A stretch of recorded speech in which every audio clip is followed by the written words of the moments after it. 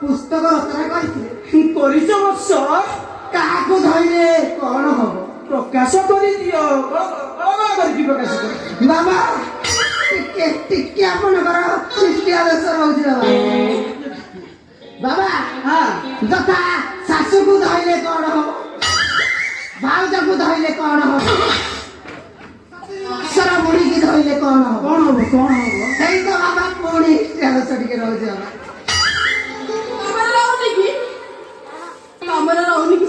बाबा ए तरुणी विवाहर 8 वर्ष हो गला पुत्र सन्तानटे नहीं पुत्र निमंते अभिलाष कर जाओ तरुणी बाबा को भिक्षावृत्ति कर जाओ आस आस तू तो हल्ले देवी चिंता करनी कुह निकाह दाउनु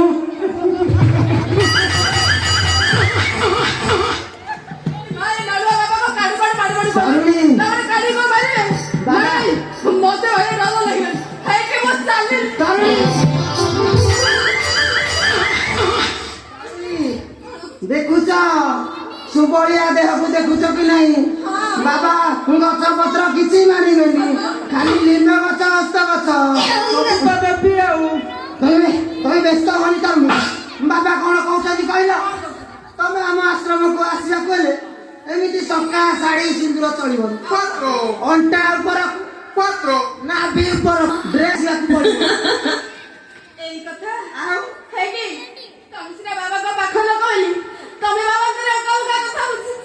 बाबा सब कथा बुझुचु शक्ति आरम्भ करी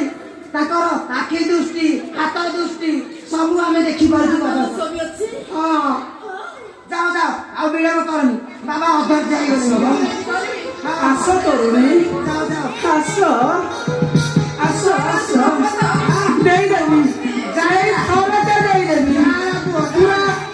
हलई देवी आस आस तरुणी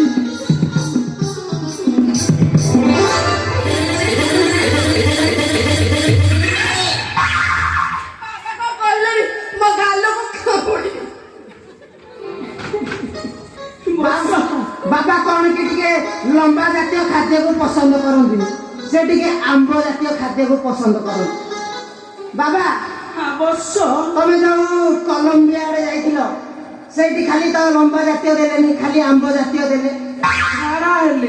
बाबा जो 50टा आंब जातीय रोषेन आते के लगिला बाबा बढ़िया लगिला तरुणी आ विलम्ब करनी तुम जमी अधैर्य होच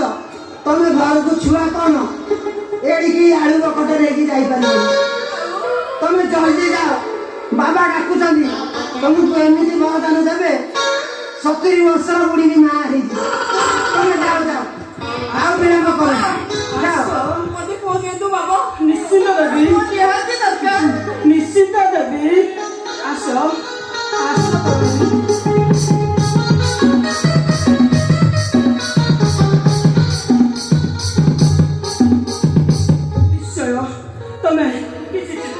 तरुणी